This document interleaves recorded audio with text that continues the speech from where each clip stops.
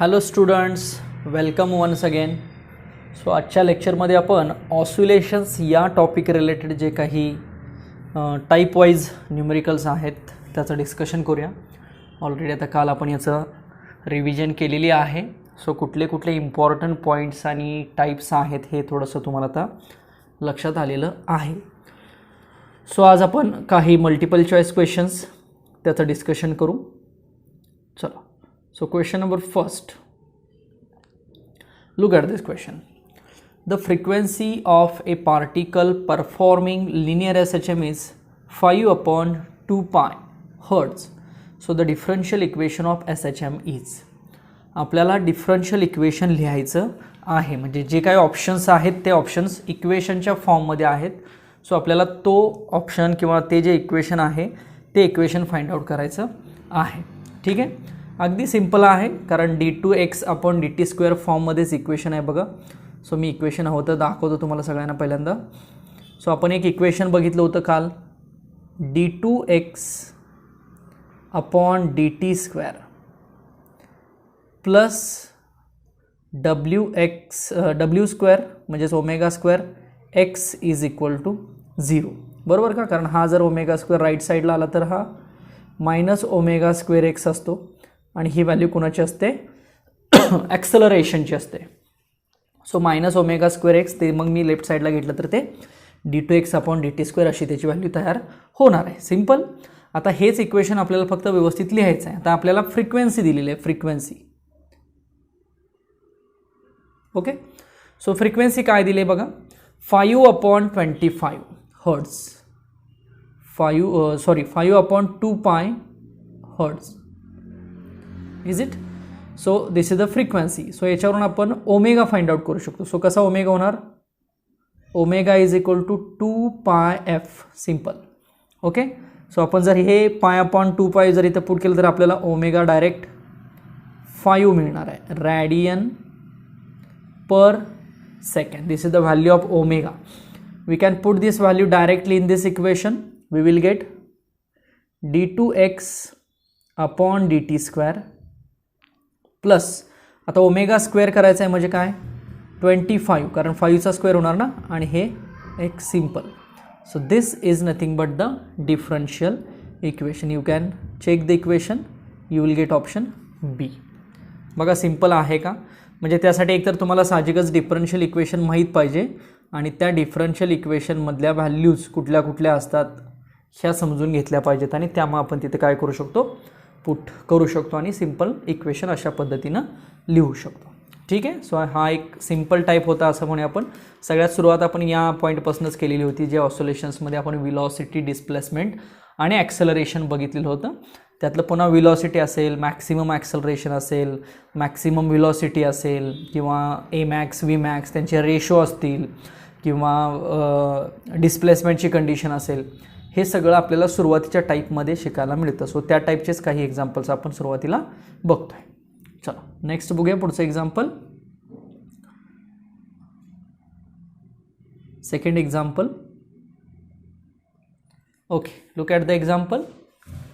A particle performs a SHM of amplitude A and period T. If the particle is halfway between the mean position and the extreme position, then its speed at that point will be. Simple. पार्टिकलची velocity काढायची आहे, but particle कुठं आहे सांगितलं बघा, half way between the mean and extreme position. म्हणजे थोडक्यात पार्टिकलचं डिस्प्लेसमेंट आपल्याला समजलं कुठं आहे, एक्सची व्हॅल्यू समजली. सिम्पल, त्याच्यावरून व्हेलॉसिटी फाइंड आउट करायची. आता इथं जे ऑप्शन्स दिलेले आहेत ते सगळे ऑप्शन्स ॲज अ इक्वेशन म्हणून आहेत. इथं काय व्हॅल्यू पुट करायच्या नाही आहेत. त्यामुळे आपल्याला इक्वेशन लिहून ते इक्वेशन ऑप्शनकडं कसं जाईल याचा थोडासा विचार केला पाहिजे. म्हणजे सिम्पल आपल्याला त्या पार्टिकलची व्हेलॉसिटी काढायची आहे, बट डिस्टन्स दिलेला आहे बघा. चला मी थोडंसं तुम्हाला डायग्रॅमॅटिकली सांगतो आधी. समजा ही मीन पोझिशन आहे, इकडली पॉझिटिव्ह एक्स्ट्रीम आहे आणि इकडची निगेटिव्ह एक्स्ट्रीम आहे आणि पार्टिकल इथं कुठंतरी आहे, म्हणजे बरोबर सेंटरला, कुणाच्या मीनच्या आणि एक्स्ट्रीमच्या. सो या ठिकाणी मला सांगा एक्सची व्हॅल्यू किती असेल, a/2 असेल, कारण ॲम्प्लिट्यूडच्या निम्मी व्हॅल्यू असेल ना त्या ठिकाणी. ओके, सो आता ही व्हॅल्यू आपल्याला व्हेलॉसिटीमध्ये पुट करावी लागेल. मग आता व्हेलॉसिटीचा फॉर्म्युला काय असतो, v is equal to plus minus omega under root A square minus X square. ठीक आहे, फॉर्म्युले सगळे आता तुम्हाला लक्षात यायलाच पाहिजेत. आता आपल्याला इक्वेशन किंवा आन्सर जे काढायचं आहे, ऑप्शन जर आपण बघितले तर ऑप्शन्स इक्वेशनच्या फॉर्ममध्ये दिसत आहेत, म्हणजे ह्या ओमेगाबद्दल पण व्हॅल्यू आपल्याला टाकणं गरजेचं आहे. So this is 2π/t. What is mean by omega? Omega is the angular velocity.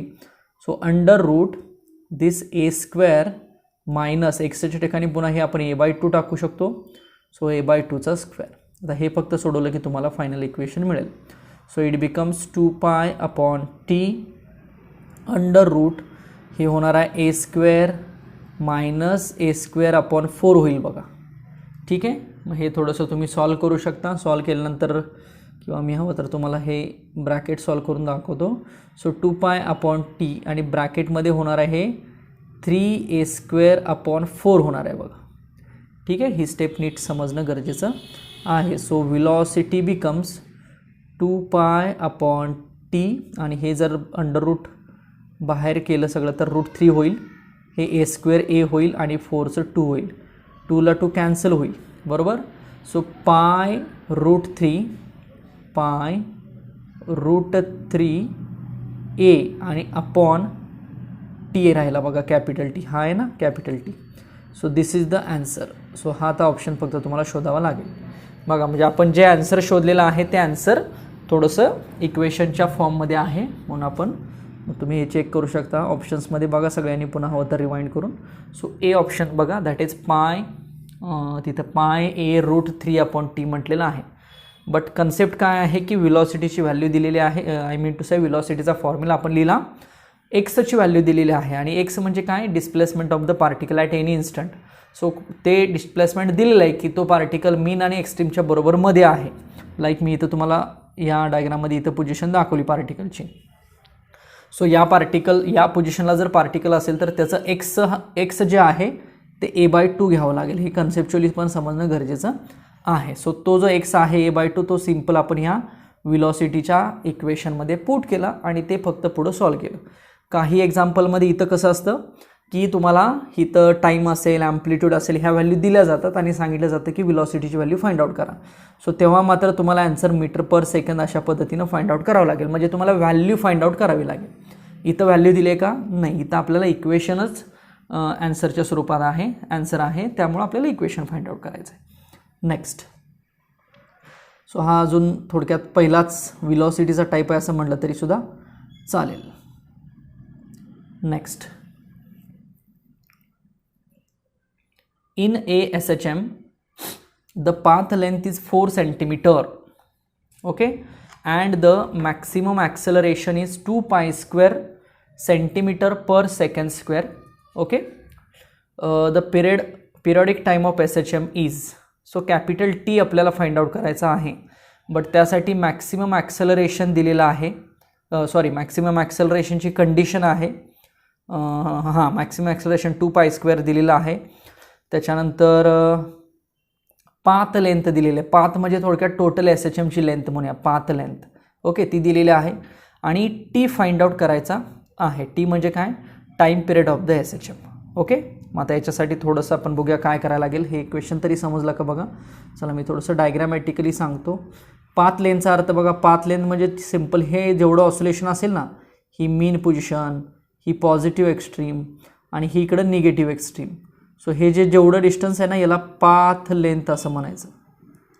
So path length कशी असेल, हा प्लस ॲम्प्लिट्यूड, हा minus amplitude. But total path length जर बघितली तर ती ट्वाईस ए असणार आहे ना मॅग्निट्यूड वाईज. आणि ही पाथ लेंथ म्हणजे ट्वाईस ए दिलेला आहे. किती दिलेला आहे, 4 सेंटीमीटर दिलेला आहे. सिम्पल. सो याच्यावरून आपल्याला ॲम्प्लिट्यूड मिळेल बघा. सो ॲम्प्लिट्यूड 2 सेंटीमीटर म्हणूया आपण. हे कळलं का बघा. सो पाथ लेंथ किती आहे, 4 सेंटीमीटर आहे. पाथ लेंथवरून आपण काय काढलं, ॲम्प्लिट्यूड काढला. सो ॲम्प्लिट्यूड किती आला, 2 सेंटीमीटर आला. पुढं मॅक्सिमम ॲक्सेलरेशन a⍵² असतं ना, a max म्हणतो बघा मी, a max हा फॉर्म्युला माहिती आहे का बघा. मॅक्सिमम व्हेलॉसिटी आणि मॅक्सिमम ॲक्सेलरेशन काढतो ना आपण. सो a⍵² असतं मॅक्सिमम ॲक्सेलरेशन, a⍵². बट ओमेगाची व्हॅल्यू काय असते, 2π/t असते ना, ओके. मॅक्सिमम ॲक्सेलरेशन पण दिलेलं आहे बघा, 2π² दिलेलं आहे. सो a max बद्दल मी 2π² लिहितो. हे ए आहे तसंच आणि ओमेगाबद्दल मी 2π/t असं लिहितो आणि याचा स्क्वेअर होईल. झालं. सो हे सगळं तुम्हाला सॉल्व करायचं आणि याच्यावरून टी बाजूला काढायचं. ए सुद्धा दिलेलं आहे. थोडीशी एखादी स्टेप मी करून दाखवतो इथं. सो 2π² इज इक्वल टू ए हे 4π² होणार बघा. हा π² तर निघून जाईल बरोबर. ह्या 2 तुम्ही ह्या 4ला डिवाईड करू शकता. t² लेफ्टला घेऊ शकता. सो t² तुम्हाला 4 मिळते का बघा. एची व्हॅल्यू पुन्हा तुम्ही 2 घेऊ शकता इथं. सो 2चा स्क्वेअर तुम्ही 4 होऊ शकेल. ओके. सो तुम्हाला टीची जी व्हॅल्यू आहे ती 2 सेकंद मिळते का चेक करा. कारण t² इज इक्वल टू हा ए आणि ह्यातला 2 4 होणार ना 4. Okay. So therefore T is equal to 2 second. ठीक आहे. आता ॲक्सेलरेशन दिलेलं आहे ते पण cm/s² आहे आणि आपण जो ॲम्प्लिट्यूड काढलेला आहे तो ॲम्प्लिट्यूड कसा आहे सेंटीमीटरमध्ये आहे. त्यामुळे ते सेंटीमीटर निघून जाईल. शेवटी टाईम हा सेकंडमध्येच राहणार आहे. Okay. So T is equal to 2 second. So C option एकदा सगळ्यांनी इक्वेशनमधलं चेक करा. सो हिंट समजली का बघा काय आहे. अशा टाईपचेच तुम्हाला एक्झाम्पल, फार पण काही डिफिकल्ट एक्झाम्पल याच्यावरती डेफिनेटली नसणार आहेत. म्हणजे लिनियर SHMमध्ये VMAX आणि AMAXचा जो कन्सर्न आहे ना तो खूप इम्पॉर्टंट आहे बघा. त्याच्यावरती बरेचसे क्वेश्चन्स तुम्हाला बघायला मिळतील. चला नेक्स्ट.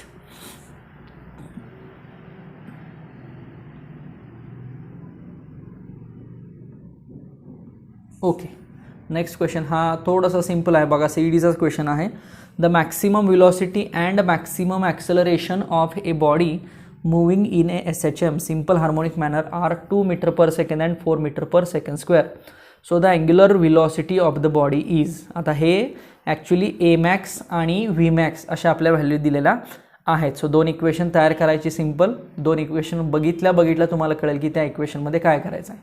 आपल्याला माहिती आहे की 2 इक्वेशन आली की जनरली डिवायडेशन असतं. 2 इक्वेशन डिवाइड केली की आपल्याला जी पाहिजे ती व्हॅल्यू मिळून जाते. ओके. बघा. So first of all VMAX घेऊया आपण. VMAX. सो VMAXचा फॉर्म्युला काय असतो A ओमेगा. याला इक्वेशन 1 म्हणूया आपण आणि हवं तर आपण AMAX म्हणूया. VMAX म्हणजे काय मॅक्सिमम व्हेलॉसिटी. AMAX म्हणजे काय मॅक्सिमम ॲक्सेलरेशन. ते किती असतं A⍵². इक्वेशन नंबर 2 म्हणूया. सिम्पल. बघा आता याच्यामध्ये तुम्हाला ओमेगा फाइंड आउट करायचं आहे. मला सांगा दोन्ही इक्वेशन जर सिम्पल डिवाइड केले एकमेकांना तर एला ए काय होणार आहे कॅन्सल होणार आहे. मग राहिलं काय 1 ओमेगा शिल्लक राहतोय. यात तुम्हाला असंही असतं बघा. तुम्हाला टाईम पिरियडसुद्धा कधी याच्यामध्ये विचारला जाऊ शकतो. ओके. आता काय आपल्याला ओमेगा फाइंड आउट करायचं आहे बट टाईम पिरियड विचारल्यानंतर सुद्धा काय करायचं आहे ही सुद्धा हिंट तुमची याच्यामध्ये क्लिअर होऊ शकते. ओके. चला आपण हवं तर मग VMAX अपॉन AMAX करूया. ओके. मग काय येणार सांगा VMAX upon AMAX is equal to एला ए हा कॅन्सल होईल 1 ओमेगा कॅन्सल होईल. सो 1 अपॉन ओमेगा येईल. सो देअरफॉर ओमेगा आपल्याला फाइंड आउट करायचं आहे. सो ओमेगा येणार AMAX अपॉन VMAX. आता AMAX आणि VMAX दिलेला आहे. आय थिंक AMAX 4 दिलेला आहे बघा. VMAX 2 दिलेला आहे. So it becomes 2 radian/second. So this is the value of omega. आलं का लक्षात बघा. सो ऑप्शन चेक करा हवं तर क्वेश्चनमध्ये जाऊन. सी ऑप्शन आहे. कधी तुम्हाला इथंच टाईम पिरियड विचारला जातो अशा टाईपमध्ये. सो तिथं फक्त ओमेगाच्या ऐवजी 2π/t करायचं. म्हणजे हा जो ओमेगा आहे ना तिथं फक्त 2π/t करायचं आणि त्याच्यामधनं टी बाजूला काढायचं. म्हणजे दोन्ही टाईप जे आहेत ते दोन्ही टाईप समजून घ्या की ह्याच्या अशा टाईपच्या एक्झाम्पल्समध्ये तुम्हाला काय काय फाइंड आउट करा हे विचारलं जातं. सो दोन्ही पद्धतीनं तुम्ही हे समजून घेऊ शकता. ठीक आहे. चला नेक्स्ट क्वेश्चन बघूया.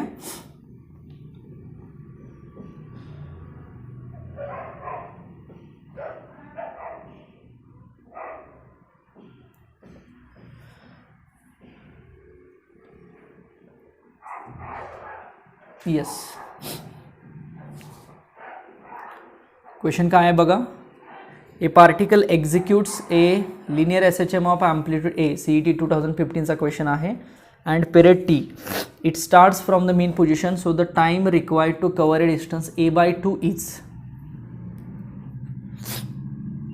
आता तुम्हाला याच्यामध्ये एक छोटीशी हिंट सांगतो. तुम्हाला टाईम पिरियड आणि इन्स्टंट ह्या दोन्हीमध्ये काय फरक असतो बघ. ॲक्च्युअल टाईम पिरियडचा अर्थ काय की एक ऑसोलेशन्स कंप्लीट करण्यासाठी लागलेला वेळ. The time required to complete one oscillation is nothing but the time period. T capital T असतो बघा तो. ठीक आहे. आणि स्मॉल टी असतो ना, तो स्मॉल टी एनी टाईम असतो. एनी टाईम जनरली हा एनी टाईम म्हणजे ॲट एनी इन्स्टंट टाईम घ्यायचा.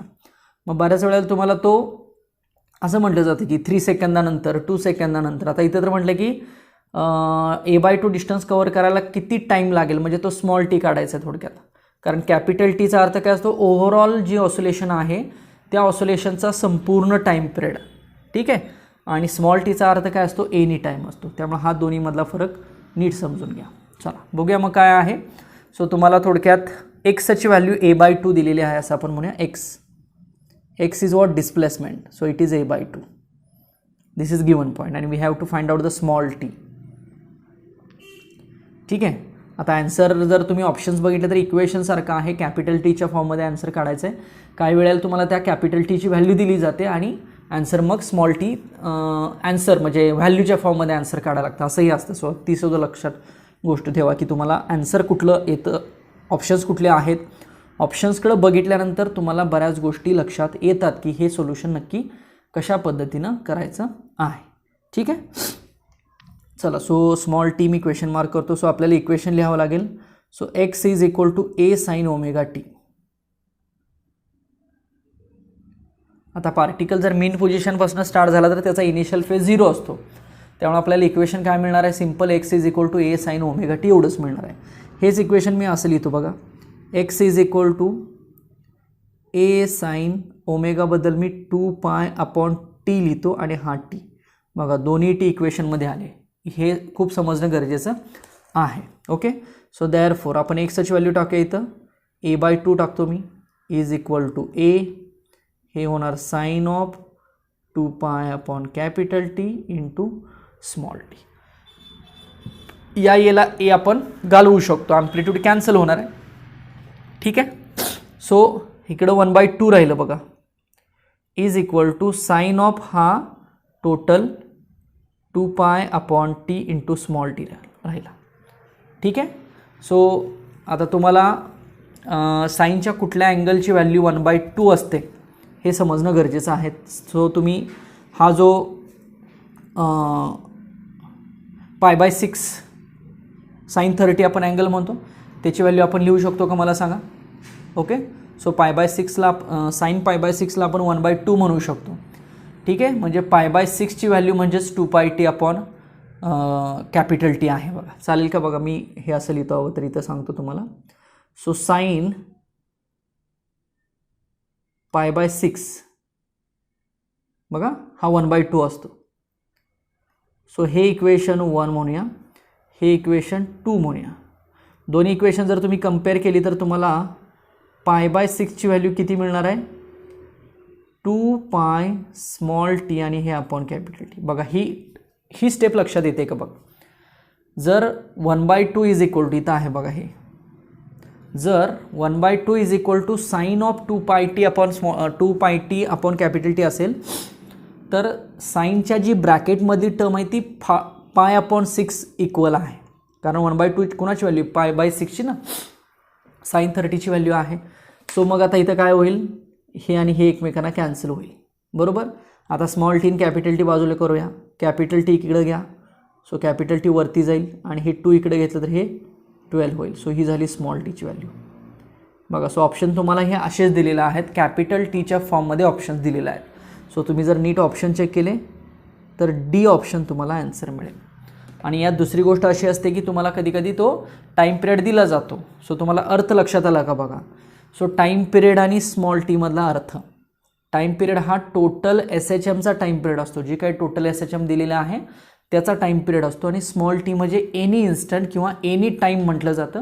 कुठलाही टाईम फाइंड आउट करणं असेल तर त्याला स्मॉल टी वापरला जातो. लक्षात आलं. सो अशा टाईपमध्ये तुम्ही हे एक्झाम्पल सोडवू शकता. नेक्स्ट.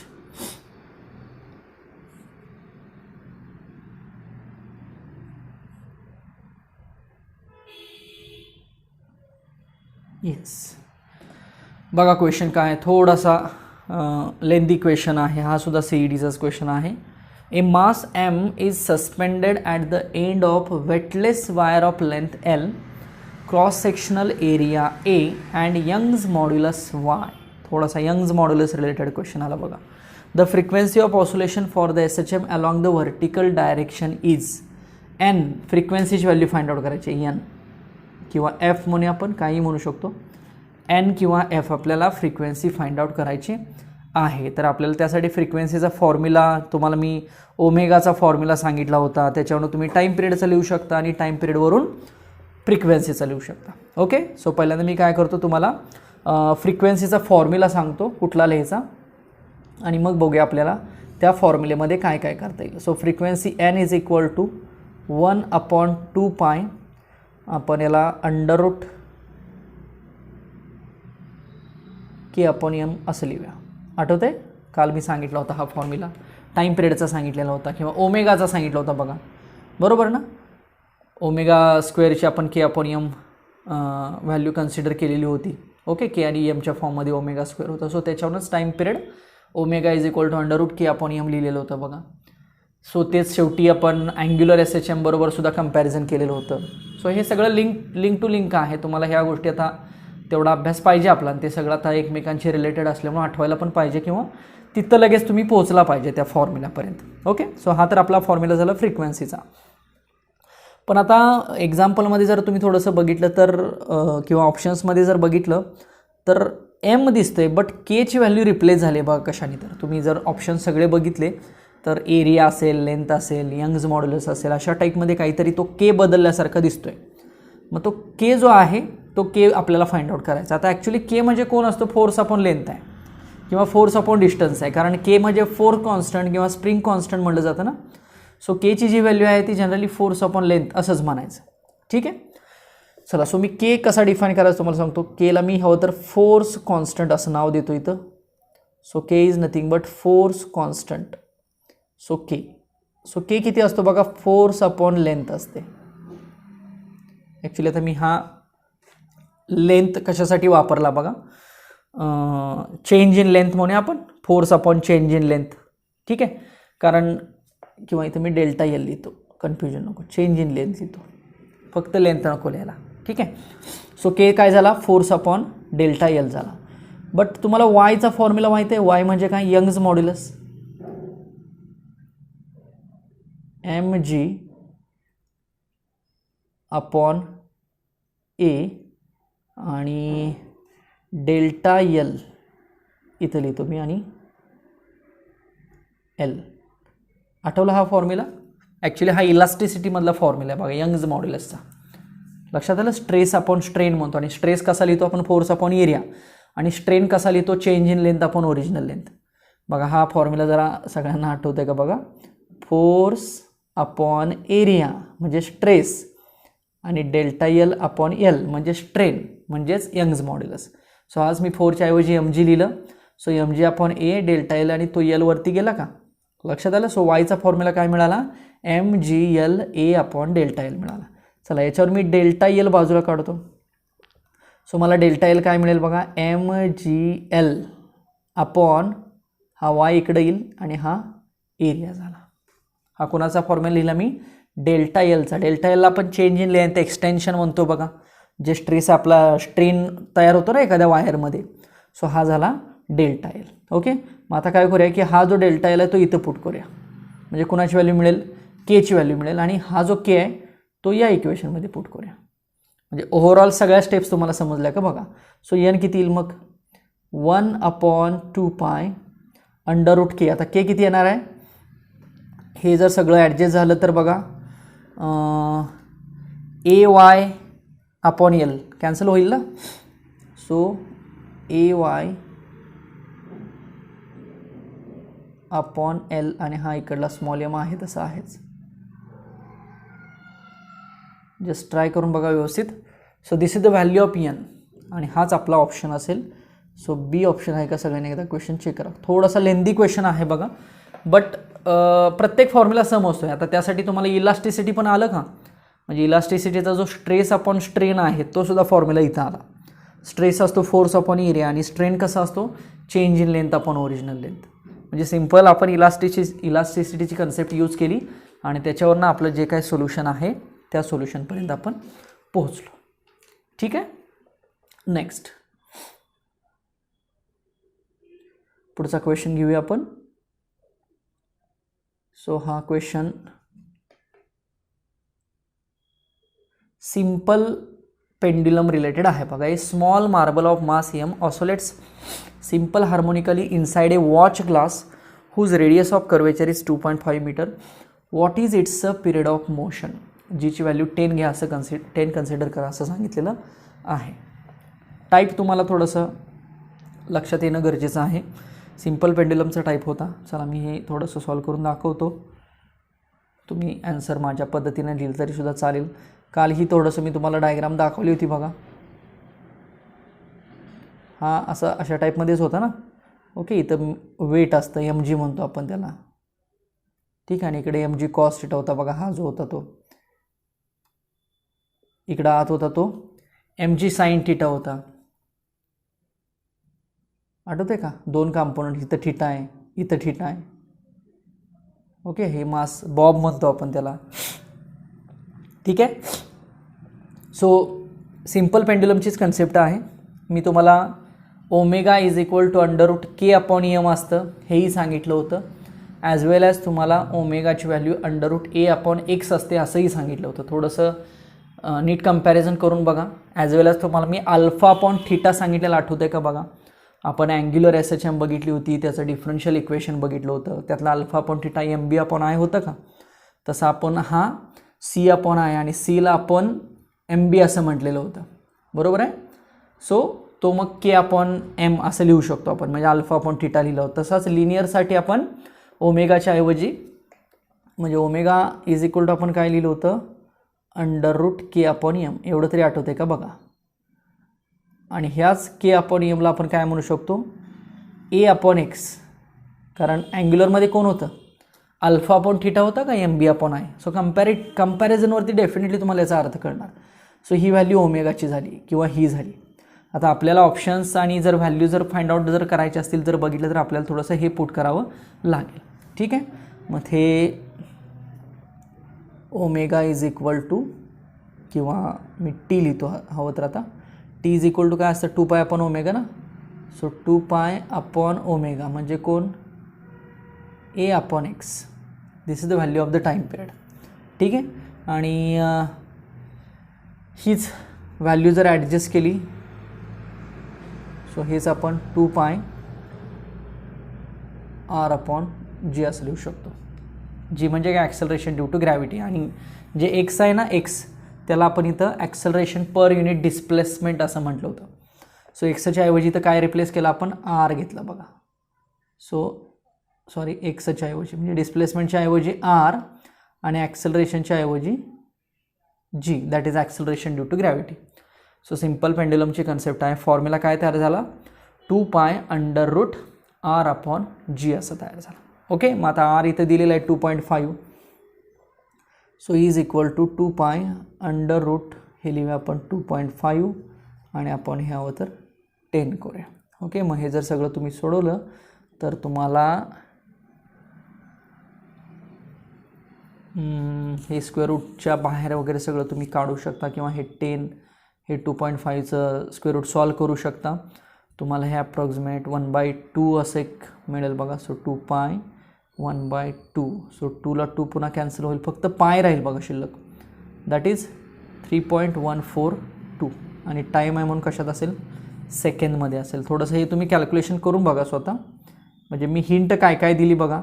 कुणाला काय रिप्लेस केलं आणि ते फॉर्म्युल्यामध्ये पुट करून सिंपल व्हॅल्यू पुट केल्या. सो ही हिंट अशा पद्धतीनं थोडीशी समजणं गरजेचं आहे. चला नेक्स्ट पुढचा क्वेश्चन बघा कशाशी रिलेटेड आहे. सो येस पुन्हा लिनियर SHM रिलेटेडच क्वेश्चन आहे बघा. 2 particles A and B execute. थोडासा फेज डिफरन्स रिलेटेड क्वेश्चन आहे बघा. Off period t and 5t/4 If they start from the mean position, then the phase difference between them when the particle A completes one oscillation will be. Okay, so थोडक्यात phase difference find out करायचा आहे. ठीक आहे, question बघून घ्या एकदा सगळा किंवा क्वेश्चनच्या व्हॅल्यूज लिहून घ्या. मी फेज डिफरन्स सिंपल इथं तुम्हाला पुट करतो. टाइम पिरियड दिलेले आहेत बघा, 2 टाइम पिरियड लक्षात ठेवा. हा एक टाइम पिरियड बघा आणि हा एक टाइम पिरियड बघा. ठीक आहे, कारण हा टाइम पिरियड आपल्याला फेज डिफरन्समध्ये पुट करावा लागणार आहे. ठीक आहे, चला मी थोडंसं पहिल्यांदा फेज डिफरन्स याची डेफिनेशन लिहितो. Mathematical definition phase difference. ठीक आहे,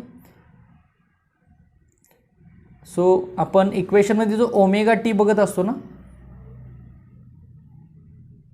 ओमेगा टी एका वेव्हमधला ओमेगा टी, सिमिलरली दुसऱ्या वेव्हमधला ओमेगा टी. सो असे जिथे 2 ओमेगा टी असतात ना, तर त्यांच्यामध्ये जो डिफरन्स असतो त्याला म्हटलं जातं फेज डिफरन्स. ठीक आहे, त्यांच्यामध्ये जो डिफरन्स असतो त्याला फेज डिफरन्स म्हटलं जातं.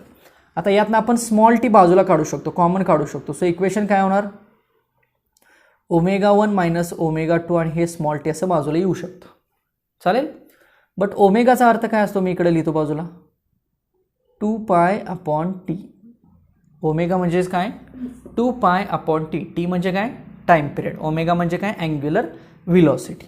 मग मला सांगा ओमेगा 1 बद्दल आपण काय पुट करूया, 2 पाय अपॉन पहिला टाइम पिरियड. आता तुम्ही क्वेश्चनमध्ये बघा पहिला टाइम पिरियड आहे तो कॅपिटल टी दिलेला आहे, मायनस 2 पाय अपॉन दुसरा टाइम पिरियड. आता दुसरा टाइम पिरियड बघितला तर तो 5t/4 असा दिलेला आहे बघा. इथं मी असा लिहितो, ब्रॅकेट कंप्लीट आणि हा small T. Okay, so 2 pi upon T minus 2 pi upon 5t/4. आता मला सांगा याच्यातलं अजून कॉमन काय काय होऊ शकतं. So 2 pi upon T common घेऊया, 2 pi upon capital T common घेऊया. आतमध्ये काय राहील, इथं 1 राहील मायनस आणि इथं हा 4 वरती जाईल बघा. सो हा 4/5 राहील आणि इकडं हा स्मॉल टी आहेच बघा, लक्षात येते का. Next is equal to 2 pi upon T, bracket जर तुम्ही सॉल्व केला तर 5 - 4/5 म्हणजे 1/5 होईल हे ब्रॅकेटमध्ये आणि हा स्मॉल टी असा होईल. सो किती मिळालं, 2 pi upon capital T into 5 आणि पुढं ते स्मॉल टी आहेच. म्हणजे थोडक्यात 2 पाय टी असं लिहितो बघा, चालेल का. 2 पाय small T upon 5 into capital T. Is it correct. So हा आपल्याला फेज डिफरन्स मिळालेला आहे. बट तुम्ही ऑप्शन्समध्ये जर बघितलं तर क्वेश्चनमध्ये जर नीट बघितलं तर ऑप्शन्समध्ये तुम्हाला 2 पाय अपॉन 5 रेडियन कुठं बघायला मिळतं का बघा. म्हणजे फॉर कंप्लीट 1 ऑसोलेशनसाठी आपण टाइम पिरियड किती घेतो, कॅपिटल टी घेतो ना, लक्षात येते. मग मला सांगा जर कंप्लीट ऑसोलेशनसाठी जर टाइम हा कॅपिटल टी असेल तर स्मॉल टी आणि कॅपिटल टीची व्हॅल्यू कशी असेल, इक्वल असेल. कशासाठी, कंप्लीट ऑसोलेशन. अर्थ कळतोय का बघा, कंप्लीट ऑसोलेशन. मग राहिलं कोण, फक्त 2 पाय अपॉन 5 राहिला बघा. Is it correct, 2 pi upon 5. तो जो 2 पाय अपॉन 5 आहे मी इथं लिहितो 2 pi upon 5. This is nothing but the phase difference. लक्षात आलं. सो बी ऑप्शन चेक करा, is the correct answer for this question. काय केलं समजते, थोडीशी ही फेज डिफरन्सची कंडिशन आहे. म्हणजे सिंपल 2 फेजमधला डिफरन्स. फेज म्हणजे काय, अँगलच असतो बघा, omega T minus omega T. But 2 वेगवेगळे टाइम पिरियड असल्यामुळे omega 1t minus omega 2t असं आपण केलं. ते इन डिटेल मी सगळं तुम्हाला बोर्डवरती समोर सॉल्व करून दिसतंय. सो प्रत्येक स्टेप चेक करा हवं तर, आणि त्याच्यानुसार मग आन्सरपर्यंत पोहोचा. आपल्याला जे आन्सर मिळेल ते 2 पाय टी अपॉन 5t मिळेल. बट एका ऑसोलेशनसाठी टाइम पिरियड हा सेम असेल, टी एवढाच असेल, म्हणून तो टी कॅन्सल केला आपण. जो राहिलेली व्हॅल्यू आहे त्याला आपण काय म्हणूया, फेज डिफरन्स म्हणूया. So phase difference is equal to 2 pi upon 5. So option B is correct for this question. ठीक आहे, इथपर्यंत समजला का बघा. आपण जाऊया पुढं.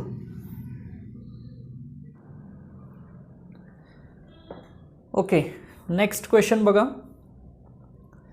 2 SHM of 2 particles are given by. 2 SHMची 2 इक्वेशन्स दिलेल्या आहेत. And ratio of their amplitude फार काय याच्यामध्ये करत बसायचं नाही. आता थोडासा ॲम्प्लिट्यूडची केस डिफाईन करायची आपल्याला याच्यामध्ये. ठीक आहे, आता पहिलं इक्वेशन थोडंसं साईनच्या फॉर्ममध्ये आहे, दुसरं इक्वेशन थोडंसं वेगळं दिसते बघा, म्हणजे साईन पण दिसतं आणि कॉस पण दिसतंय. ठीक आहे, तर दुसऱ्या इक्वेशनमध्ये काय करायचं, रिझल्टंट ॲम्प्लिट्यूड काढायचा दुसऱ्या इक्वेशनचा. पहिल्या इक्वेशनचा तर ॲम्प्लिट्यूड फिक्स आहे 10, कारण पहिलं इक्वेशन आपल्या रेग्युलर SHM सारखं आहे. बट दुसऱ्या इक्वेशनमध्ये जर आपण नीट बघितलं तर बघा, ते फाईन जर आतमध्ये मल्टिप्लाय केलं तर 2 टर्म्स झाल्या तयार. ही एक टर्म तयार झाली आणि ही एक टर्म तयार झाली, म्हणजे थोडक्यात 2 इक्वेशन्स तयार झाली. सो दोघांचा आपल्याला रिझल्टंट ॲम्प्लिट्यूड काढला पाहिजे. सो याचा आधी रिझल्टंट ॲम्प्लिट्यूड काढून घ्यायचा, त्याला A2 म्हणायचं. याचा जो ॲम्प्लिट्यूड आहे त्याला आपण A1 म्हणूया, आणि हा A1 आणि A2चा सिम्पल पुन्हा काय घ्यायचा, रेशो घ्यायचा. ठीक आहे, चला आता A1 तर फिक्स झाला, फक्त A2 जरा डिफिकल्ट म्हणण्यापेक्षा वेगळा आहे. सो A1ची व्हॅल्यू मी लिहितो हवं तर आधी. चला, A1 फिक्स झाला 10. बट A2 कसा काढायचा, A2साठी आपल्याला हे जे इक्वेशन दिले ना, ह्या इक्वेशनचा रिझल्टंट काढावा लागेल. मग मला सांगा A2चा रिझल्टंट आपण असा काढूया, मी हवं तर असं करतो, A1 square plus A2 square, small a वापरतो बघा, कोणासाठी, A2च्या कंडिशनसाठी. ठीक आहे, आता थोडंसं तुम्ही ते इक्वेशन चेक करा. दुसरं इक्वेशन बघा, दुसऱ्या इक्वेशनमध्ये जर मी त्या 5 ना आतमध्ये मल्टिप्लाय केलं तर मला A1 हा 5 मिळेल, आणि A2 म्हणजे त्या 5 न पुन्हा आतमध्ये मल्टिप्लाय केलं तर 5√3 मिळेल बघा. So these are the values of small A1 and A2. Small A1 A2 कुठला आहे समजलं, इक्वेशन सेकंडमधल्या ॲम्प्लिट्यूडच्या व्हॅल्यू आहेत, आणि ह्या 2 ॲम्प्लिट्यूडवरून रिझल्टंट ॲम्प्लिट्यूड काढायचं. म्हणजे ह्या ज्या 2 व्हॅल्यू तुम्हाला दिसत आहेत, ह्या 2 व्हॅल्यू इथं पुट करायच्या आणि त्याच्यावरून A2 फाइंड आउट करायचा. सो A2 किती येईल बघूया आपण. So A2 is equal to under root A1 square म्हणजे 5चा स्क्वेअर, सो इट बिकम्स 25 लिहितो मी, आणि प्लस याचा स्क्वेअर म्हणजे 25 × 3 असं होईल बघा. सो हे 25 3 75 आणि प्लस 25 म्हणजे 100 येईल, आणि 100चं स्क्वेअर रूट जर आपण काढलं तर ते 10 येईल. So this is the value of A2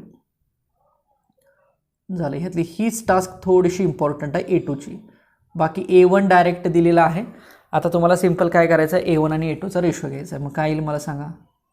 so A1 divided by A2 is equal to 10/10 झालं. हे आन्सर असेल. फार काय अवघड नाही, फक्त कंडिशन नीट समजली पाहिजे. जे दुसरं इक्वेशन आहे त्या दुसऱ्या इक्वेशनचा जर A2 रिझल्ट अँड ॲम्प्लिट्यूड काढायचा असेल तर त्या इक्वेशनमधल्या 2 ॲम्प्लिट्यूडचा आपल्याला विचार करावा लागेल. म्हणून हे अशा पद्धतीनं सोडवलं. लक्षात आलं का बघा. सो आपण जे कॉम्पोजिशन बघितलं होतं बघा, सुपरपोजिशन बघितलं होतं 2 वेव्हचं. ओके, सो त्याच्याशी रिलेटेड थोडक्यात हे एक्झाम्पल आहे. ठीक आहे, नेक्स्ट.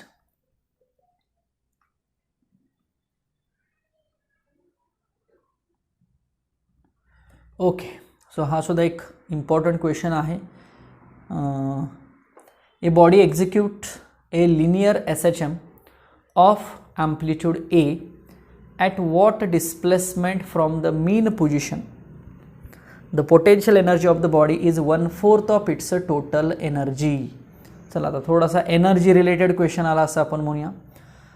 तर या ठिकाणी potential energy he 1/4 of total energy दिलेली आहे. सिंपल तुम्हाला पोटेन्शियल एनर्जीचा फॉर्म्युला लिहायचा आहे, टोटल एनर्जीचा फॉर्म्युला लिहायचा आहे. दोन्ही फॉर्म्युल्याचं रिलेशन दिलेल्या कंडिशननुसार लिहायचं आहे, आणि त्याच्यामधून एक्सची व्हॅल्यू बाजूला काढायची आहे, कारण ॲट वॉट डिस्प्लेसमेंट असं म्हटलेलं आहे. सो ॲट वॉट डिस्प्लेसमेंटचा अर्थ एक्स आपल्याला फाइंड आउट करायचा आहे. समजलं. चला, सो गिवन पॉईंट कशा पद्धतीनं लिहिता येतील बघा, किंवा आधी हवं तर आपण दिलेली कंडिशन बघूया काय आहे. तुम्हाला पोटेन्शियल आणि टोटल एनर्जीची कंडिशन दिली बघा. काय सांगितलं की पोटेन्शियल एनर्जी ही 1/4 आहे कुणाच्या, टोटल एनर्जीच्या. So this is the given condition. Potential energy is 1/4 of total energy. मग आता पोटेन्शियल एनर्जीचा फॉर्म्युला काय लिहिला होता आपण काल, आठवतंय. So P is equal to 1/2 kx², आणि T किती लिहिलं होतं आपण आठवतंय, 1/2 ka² लिहिलं होतं. एक्स आणि मधला फरक लक्षात येतोय का बघा. झालं, ह्या 2 व्हॅल्यू इथं पुट करायच्या आणि याच्यामधनं सिंपल एक्सची व्हॅल्यू बाजूला काढायची. Okay, so therefore 1/2 kx² is equal to हे 1/4 आणि ब्रॅकेटमध्ये लिहूया आपण 1/2 ka² लिहूया. आता जनरली हा 1/2 k आणि हा 1/2 k निघून जाईल. So x² is equal to 1/4 a² राहील बघा. सो देअर फॉर एक्स किती मला सांगा, स्क्वेअर रूट घेऊया ना. सो a/2 झालं. This is the answer. So option B check करा क्वेश्चनमध्ये. त्यामुळे क्वेश्चन हवं तर वेळ असेल किंवा तेवढं तुम्हाला जर इंटरेस्ट येत असेल तर क्वेश्चन लिहित चला, नसेल तर क्वेश्चन व्यवस्थित बघा. तुम्हाला DPP दिलेले आहेत त्यातलेच काही इम्पॉर्टंट क्वेश्चन्स म्हणूया जे मोस्ट ऑफ एक्झामला विचारलेले आहेत किंवा मी टाईप वाईज घेतो आहे. त्यामुळे प्रत्येक टाईपचं एखादं एक्झाम्पल तुम्हाला थोडंसं कवर व्हावं. जेवढे एका तासामध्ये बसतात तेवढी मॅक्सिमम एक्झाम्पल मी घ्यायचा प्रयत्न करतो आहे. ओके. सो तुम्हीसुद्धा टाईप वाईज तसा मग ट्राय करा आणि जे काही मी सोडवतो आहे ते तशा पद्धतीनं सोडवायचा प्रयत्न करा. सो हा जो आपला टाईप आहे तो एनर्जीज रिलेटेड टाईप आहे बघा. म्हणजे थोडंसं टाईप वाईजसुद्धा मी तुम्हाला सांगत जाईन की हा टाईप कुठला आहे. ठीक आहे. चला नेक्स्ट बघूया. हे क्लिअर करतो मी, पुढचं एक्झाम्पल घेऊ.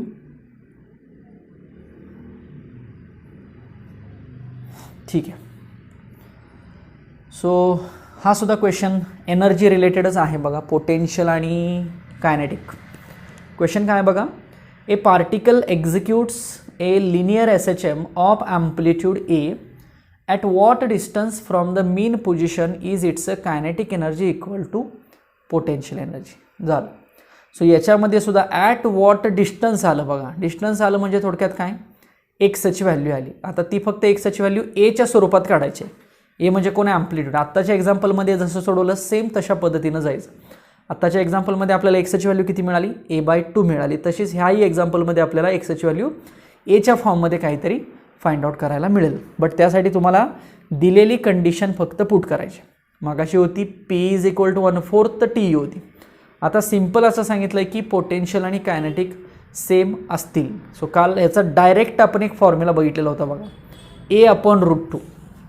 आठवतं आहे, a/√2. मी कशामध्ये काल तुम्हाला सांगितलं होतं, ग्राफमध्ये सांगितलेलं होतं बघा. a/√2 हवं तर तुम्ही कालचं किंवा काही तुमची समरी वगैरे असेल तर तुम्ही बघू शकता. a/√2. आता हे कसं आलं तेही मी तुम्हाला हवं तर दाखवतो. बट ही ॲक्च्युली अशा टाईपची कंडिशन आहे ती आपल्याला डायरेक्ट लक्षात राहणं गरजेचं आहे, कारण हे तर ग्राफमधलं आहे ना. म्हणजे ज्या एक मला सांगा त्या SHMमध्ये एक असा पॉईंट आहेच की जिथं पोटेन्शियल आणि कायनेटिक सेम असेल, तर त्या पॉईंटचं डिस्प्लेसमेंट हे a/√2 असतं. म्हणजे 0.71 a म्हणूया आपण, कारण 1/√2ची व्हॅल्यू 0.71 येते, कारण रेसिप्रोकल 1/1.414 येतो आहे. त्याची व्हॅल्यू जर आपण रेसिप्रोकल सॉल्व केला तर 0.71 येतोच. त्यामुळं डी ऑप्शन असेल या क्वेश्चनसाठी. फक्त ते कसं आलं थोडंसं हे मी तुम्हाला दाखवतो. सो कायनेटिक आणि पोटेन्शियल सेम दिलेले आहेत. So potential is equal to K म्हणतो मी. चालेल. बट पोटेन्शियल किती असते, 1/2 kx². म्हणजे काल तुम्हाला ग्राफ बघताना याची काही शंका आली का बघा, की जर पोटेन्शियल आणि कायनेटिक जर सेम असतील तर त्या ठिकाणचं डिस्प्लेसमेंट हे a/√2 असतं. तर वाय का असतं हे थोडंसं काल काही क्वेश्चन आला का बघा. जर आला असेल तर त्याचा आन्सर तुम्हाला आज मिळून जाईल. सो 1/2 k आणि काय असतं a² - x². बरोबर ना. ही पोटेन्शियल झाली आणि ही कायनेटिक झाली. दोन्ही इक्वल एनर्जीज दाखवले ना. चला 1/2 k तर कॅन्सल होईल का, मग राहिलं काय x² किंवा हे 1/2 k जर कॅन्सल केला, ठीक आहे. So x² is equal to a² - x² असं लिहितो मी. चालेल. सो हेच मी 2x² is equal to a² लिहू शकतो. चालेल. सो हेच मी x² is equal to a²/2 लिहू शकतो आणि हेच मी x is equal to a/√2 लिहू शकतो. म्हणजे याचा अर्थ कळला तुम्हाला. म्हणजे if potential energy is equal to total energy then x is equal to a/√2 असं आहे ते. म्हणजे ज्या ठिकाणी पोटेन्शियल आणि टोटल सेम असते लिनियर SHMमध्ये त्या ठिकाणची एक्सची व्हॅल्यू ही a/√2 इतकी असते असं सांगायचं आहे. सिंपल. लक्षात आलं काय सांगितलं मी? ज्या ठिकाणी टोटल आणि पोटेन्शियल सेम असते त्या ठिकाणचं एक्स हे a/√2 इतकं असतं. आता याच्यामध्ये क्वेश्चन्स कसे येऊ शकतात? तुम्हाला ते 1/4 समजलं, 1/2 म्हटलं जाईल, 90% म्हटलं जाईल, 60% म्हटलं जाईल. म्हणजे पर्सेंट हे फ्रॅक्शन झाले, पर्सेंटेजमध्ये सुद्धा हे एक्झाम्पल दिलं जाईल ना. सो पर्सेंटेजमध्ये दिल्यानंतर सुद्धा आपल्याला थोडंसं त्याच्यामध्ये काय करायचं आहे हे समजलं पाहिजे. चला नेक्स्ट जाऊया.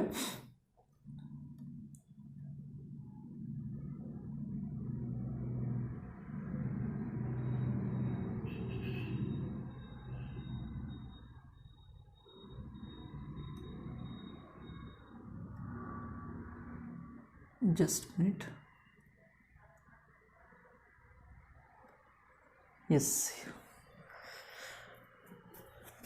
कुठला क्वेश्चन आहे बघा. हा एनर्जीज रिलेटेड आहे बघा. पुन्हा एकदा, a body of mass 0.2 kg execute A linear SHM along the x axis when it is at the position x 0.04 it's a p 0.4 joule and ke 0.5 joule.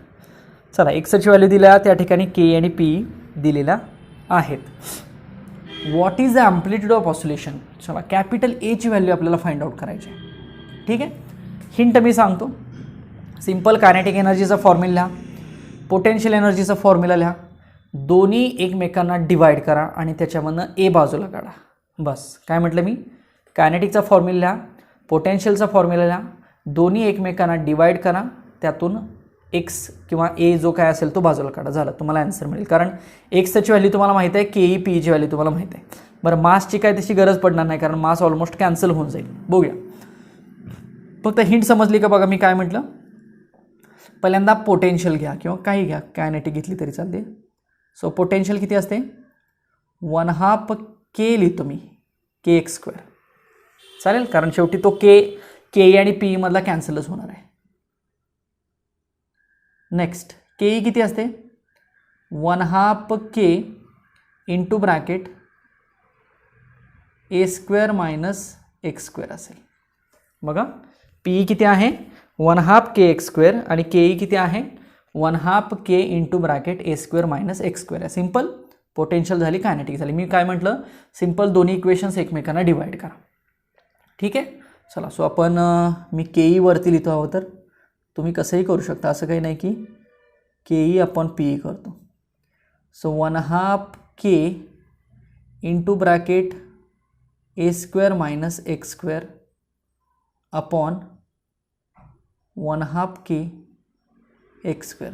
हे आणि हे एकमेकांना कॅन्सल होईल. राहणार काय? a² - x² upon x². Is it correct? a² - x² upon x². झालं. आता के माहीत आहे, पी माहीत आहे, एक्स माहीत आहे, हे निघेल. हे फक्त तुमच्या पद्धतीनं तुम्हाला जसं वाटतं तसं तुम्ही सोडवू शकता. मी हिंट देतो तुम्हाला किंवा एखादी स्टेप मी सोडून दाखवतो. So K upon P is equal to, हे मी असं लिहितो बघा, a² अपॉन x² -1 लिहितो. ॲक्च्युली हा मायनस इथे पाहिजे, सॉरी. ठीक आहे, सो आता याच्यावरून आपल्याला ए बाजूला काढायचं, त्यामुळे आता के पीच्या व्हॅल्यू पुट करू शकता तुम्ही. हा जो 1 आहे तो सुद्धा तुम्ही डावीकडे घेऊ शकता. सो 1 + के अपॉन पी होईल बघा. कळते step? Is equal to a² upon x². चला, हे तुम्ही सोडवू शकता. याचा स्क्वेअर रूट घेऊ शकता, बरोबर. ते एक्सची व्हॅल्यू दिलेली आहे, के पीच्या व्हॅल्यू दिलेल्या आहेत, त्याही जूलमध्येच आहेत. एक्ससुद्धा 0.04 मीटरमध्ये आहे. त्यामुळे तुम्ही हे सगळं सॉल्व करा. हवं तर त्याचा स्क्वेअर रूट काढा. सगळं व्यवस्थित सॉल्व करून आन्सर मी सांगतो आहोत, तर 0.06 metre. So this is the final answer of the amplitude. So C option is correct for this question. I hope तुमच्या लक्षात येत असेल की मी काय पुढं लिहितो आहे किंवा काय मी बडबडतो आहे ते. ठीक आहे, सिम्पल कायनेटिक एनर्जीची जी कन्सेप्ट आहे त्याच्या रिलेटेडच हे एक्झाम्पल आहे. त्यामुळे तुम्हाला कायनेटिक एनर्जी, पोटेन्शियल एनर्जी आणि टोटल एनर्जीचे फॉर्म्युले माहीत पाहिजेत, तोंडपाठ पाहिजेत, त्यांच्या कंडिशन दिलेल्या न्यूमरिकल प्रमाणे लिहिता आल्या पाहिजेत, तरच अशा टाईपचे क्वेश्चन तुम्हाला आरामात सुटतील. ठीक आहे, पुढचा क्वेश्चन घेतो मी.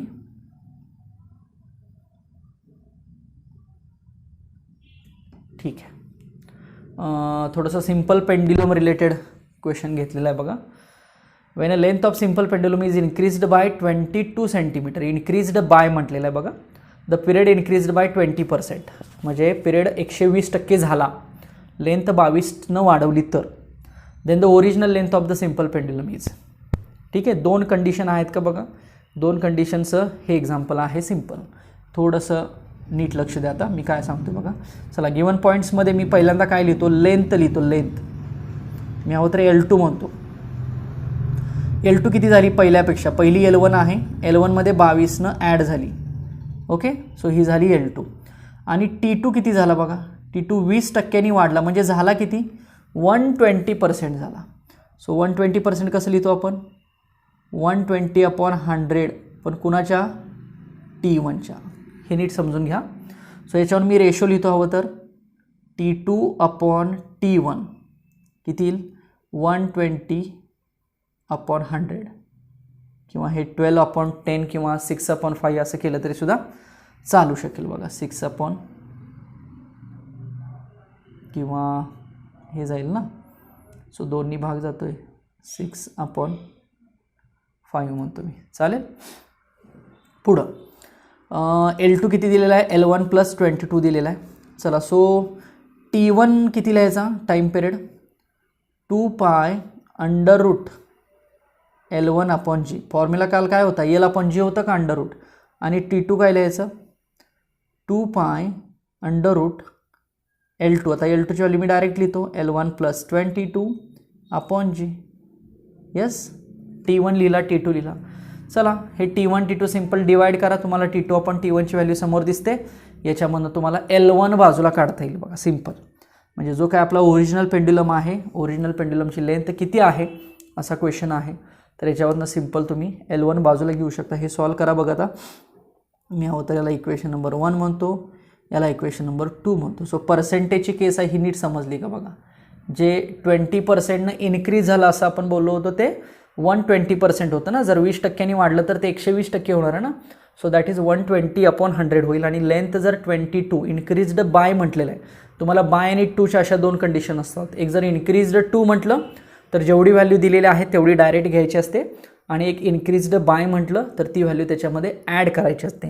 डिक्रीज बाय म्हटलं तर सबट्रॅक्ट करायची असते. डिक्रीज 2 म्हटलं तर तेवढी डायरेक्ट घ्यायची असते. सो हा बाय आणि 2चा अर्थ आहे. सो अशा 2 कंडिशनच्या एक्झाम्पल्समध्ये हा असा अर्थ बऱ्याच वेळेला येऊ शकतो. ठीक आहे. सो T1 T2चे मी दोन्ही फॉर्म्युले तुमच्यासमोर लिहिलेले आहेत, ते तुम्ही आता फक्त डिवाइड करा एकमेकांना. मी हवं तर एखादी स्टेप किंवा तुम्हाला एक L1ची व्हॅल्यू सांगतो. So L1 is equal to 50 centimetre. This is the answer. हवं तर तुम्ही इक्वेशन 1 आणि 2 सॉल्व करून चेक करा. बी ऑप्शन आहे. सो सिम्पल पेंड्युलमची कन्सेप्ट आहे, त्याच्या रिलेटेड हे एक्झाम्पल आहे. समजलं का बघा, कुठली टर्म कुठं पुट केलेली आहे, इक्वेशन्स कसे सॉल्व केले. चला नेक्स्ट पुढचं एक्झाम्पल एक घेऊया. हे पण पुन्हा सेकंड पेंड्युलम रिलेटेड आहे बघा. मग आता सिम्पल पेंड्युलम आणि सेकंड पेंड्युलमचे मी काल अर्थ तुम्हाला सांगितलेले होते. अगदी सोपं आहे हे. 2 पेंड्युलममधला चेंजेस बाय, डिफरन्स काढायचा थोडक्यात, चेंजेस बाय. ठीक आहे. सो L1 - L2 म्हणूया. आता मला सांगा, ग्रॅव्हिटी चेंज झालेली. सो थोडंसं आपण रिलेशन बघू. चला, मी थोडंसं हे सेपरेट सॉल्व करून दाखवतो. क्वेश्चन बघून घ्या एकदा सगळ्यांनी. सो खालची आपली सिम्पल पेंड्युलमची कंडिशन काय होती बघा. T is equal to 2π√L/G होतं. हे आठवते का बघा सगळ्यांना. आपण सेकंड पेंड्युलमसाठी T किती घेतला होता, 2 घेतला होता. सो 2 इज इक्वल टू 2π हे √L/G मिळालं होतं. पुढं आपण काय केलं होतं, हे एकमेकांना कॅन्सल झालं होतं ना. सो Lची व्हॅल्यू काय झाली होती, आपल्याला स्क्वेअर केला होता. 1 इज इक्वल टू π², हे L/G झालं होतं. So L is equal to किती घेतलं होतं आपण, G/π². This is the value of length of second pendulum. बरोबर आहे. आणि आपल्याला इथं 2 ग्रॅव्हिटीमधला डिफरन्स दिलेला आहे. आता मला सांगा, इथं लेंथ ही डायरेक्टली प्रोपोर्शनल आहे बघा ग्रॅव्हिटीला. सो आपण इथं G1 आणि G2 मधला जर डिफरन्स बघितला तर G1 मोठा आहे, G2 लहान आहे. सो L1 मोठा असेल, L2 लहान असेल. सो आपल्याला काय करायचं आहे, सिम्पल हाच फॉर्म्युला दोघांसाठी लिहायचा. कोणासाठी? L1साठी. सो L1साठी काय होईल मला सांगा मग? G1 अपॉन पाय स्क्वेअर, पाय तर बदलणार नाही ना, आणि L2 काय होईल मला सांगा? G2 अपॉन पाय स्क्वेअर होईल. So what is L1 minus L2? So L1 minus L2 is equal to काय येईल मला सांगा? G1 मायनस G2 आणि upon pi square. Pi square दोघांना कॉमन येईल ना, simple. G1 minus G2 upon pi square. चला सुटेल आता याच्या पुढचं सगळं, कारण G1ची व्हॅल्यू तुमच्याकडे आहे, G2ची व्हॅल्यू तुमच्याकडे आहे, पायची व्हॅल्यू तुम्ही पुट करू शकता. सो हे एवढं सगळं सोडवा हवं तर मी याचे दोन्ही आन्सर्स लिहितो, मीटरमध्ये पण आणि सेंटीमीटरमध्ये पण. मीटरमध्ये तुमचं 0.03 मीटर यायला पाहिजे डिफरन्स, आणि सेंटीमीटरमधला 3 सेंटीमीटर यायला पाहिजे. सो एवढ्या डिस्टन्सनी ती लेंथ चेंज झाली असं आपण म्हणू शकतो, कारण लेंथ ग्रॅव्हिटीवरती डिपेंड आहे. सो ग्रॅव्हिटी चेंज झाली तर सेकंड पेंडुलमची लेंथ काय होणार आहे? बदलणार आहे. सो बी ऑप्शन आहे का चेक करा. ठीक आहे, next.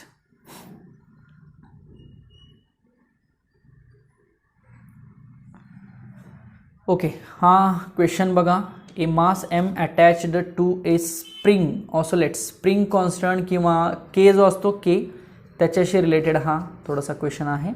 Spring oscillates with a period of 1 second. ठीक आहे.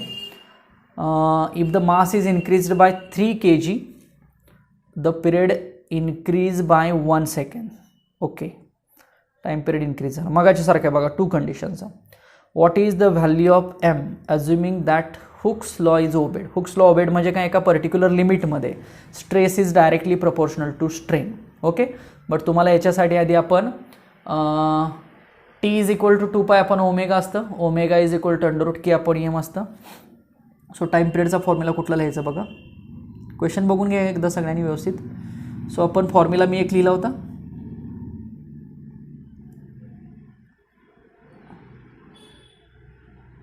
T इज इक्वल टू, हा तर फॉर्म्युला सगळ्यांना माहीत आहे, बट ओमेगा किती असतं? अंडर रूट के अपॉन M. सो टी किती येणार मला सांगा? 2 पाय अपॉन अंडर रूट के अपॉन M, म्हणजे हे उलटून गुणाकारात वरती M अपॉन के ना. झाला आहे हा फॉर्म्युला, ऑलरेडी लिहिलेला आहे आपण. सो हा फॉर्म्युला 2 कंडिशनसाठी लिहायचा. मी T1साठी लिहितो 2 पाय अंडर रूट, पहिलं जे मास आहे त्याला आपण Mच घेऊया, आणि अपॉन के, इक्वेशन 1 म्हणतो मी. आणि हाच फॉर्म्युला मी T2साठी कसा लिहू सांगा? 2 पाय अंडर रूट. आता मास काय झालं आहे? इन्क्रीज झालं आहे. सो M+3 होईल ना, आणि अपॉन के आहे तसाच येईल, इक्वेशन 2. ॲज वेल ॲज मला सांगा टाईम पिरियड काय सांगितलेला आहे. सो T2 काय झाला? T2 क्वेश्चनमध्ये हवं तर बघा. So T2 is equal to twice T1 म्हणूया आपण. ओके, सो T2ची कंडिशन. सो याच्यावरून T2 अपॉन T1 निघेल बघा आपल्याला. सो T2 अपॉन T1 2 येईल बघा. ठीक आहे. सो हा झाला T2 अपॉन T1. चला, सो इक्वेशन 1 आणि 2 डिवाइड करा एकमेकांना. त्यातला 2 पाय तर कॅन्सल होईल. ठीक आहे. सो T2 अपॉन T1ची कंडिशन आहे ती पुट करा. मग स्क्वेअर रूट आलं. सो स्क्वेअर रूट सोडवावं लागेल ना. सो स्क्वेअर रूट तुम्ही जर सोडवलं तर तुम्हाला असं मिळेल बघा. So 4 is equal to M+3 आणि अपॉन हे M राहील. So therefore 4M is equal to M+3 असं येईल बघा. So M is equal to 1 kg. सोडून बघा हवं तर. सो M इकडे घेतला 3M झाला ना. So 3M is equal to 3. So M is equal to 3/3. So it is 1 kg. So C option आहे का चेक करा. नीट क्वेश्चन बघा. आणि मी काय कशा पद्धतीनं 2 केसचंच एक्झाम्पल आहे बघा, त्यामुळे काय फार काय वेगळं नाही आहे. ज्या पद्धतीनं मगाशी मी 2 केसची कंडिशन सांगितली, सेम तशा टाईपमधलंच हे एक्झाम्पल दिसतं आहे. Okay, so this is the question which is related to the spring mass oscillator किंवा स्प्रिंग कॉन्स्टंटवरती सुद्धा काही एक्झाम्पल कदाचित येतील तुम्हाला. सो त्याच्याशी रिलेटेड एक्झाम्पल आहे. ठीक आहे. सो हे सगळे टाईप वाईज मी क्वेश्चन्स काढलेले होते, ते बघा. नीट समजले का? व्यवस्थित ट्राय करा. डेफिनेटली तुम्हाला प्रत्येक क्वेश्चनचा अर्थ समजेल. आणि DPPमधले मग जे काही रिमेनिंग क्वेश्चन्स आहेत ते सोडवायचा प्रयत्न करा. कारण DPP आणि एक काम करा, त्याच्यामध्ये मी रिडक्शनचे पण काही क्वेश्चन जर आले तर तुम्हाला सिलेबस माहीत आहे तर रिडक्शनचे क्वेश्चन सोडवत बसू नका. मी शक्यतो प्रयत्न करतो आहे, बट एका पानावरती जर 2 टाईप आले तर मला मग त्यातलं ते पूर्ण पेजचं मला झेरॉक्स करून फोटो काढून तुम्हाला द्यावा लागतो आहे. सो रिडक्शन पण तिथंच येतं आहे आणि कम्प्लिटेड जो आहे सिलेबस तोही तिथं येतो आहे. त्यामुळे तेवढ्याचं फक्त तुम्ही व्यवस्थित डिस्टिंग्विश करा कम्पॅरिझन करून. ओके, थोडंसं तेवढं लक्षात असू द्या तुमच्या. नाही रिडक्शनचे क्वेश्चन सोडवत बसाल त्याची काही गरज नाही. जेवढं मी काल रिवाईज केलेलं आहे 1 तासामध्ये, जेवढं लेक्चर आपलं झालेलं आहे त्याच्याशीच रिलेटेड क्वेश्चन्स घ्या आणि त्याचा प्रॅक्टिस करा. ठीक आहे, चला. सो आजचं लेक्चर इथपर्यंतच थांबूया आपण. भेटूया पुढच्या लेक्चरला. हे व्यवस्थित समजलं का बघा. याच्यामध्ये काही शंका असेल तर तशी मार्क करा आणि मला तसं मग हवं तर डाऊट सेशनला किंवा पर्सनली मला कम्युनिकेट करून तुम्ही विचारू शकता. ठीक आहे, चला भेटूया आपण पुढच्या लेक्चरला. Thank you so much.